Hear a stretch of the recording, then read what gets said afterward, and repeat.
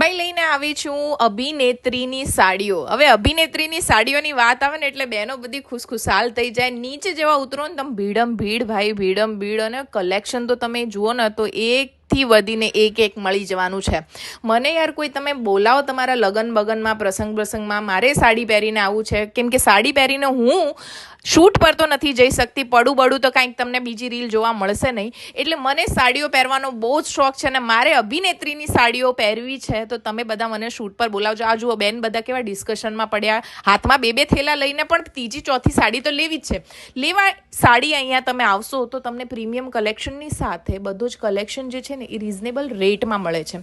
આ બધી સાડીઓ ઉપર કાંઈક ને કાંઈક તમને ઓફર જોવા મળશે. અને બનારસીની ને બધી સિલ્કની સાડીઝ જે છે ને એ તમને આખા નારણપુરામાં આટલી વેરાયટી તો નહીં જ જોવા મળે. એક ડિઝાઇનમાં તમને 10 તો બાપા કલર મળી જવાના છે. એટલે જબરજસ્ત કલેક્શન સંતોષભાઈ અભિનેત્રી વાળા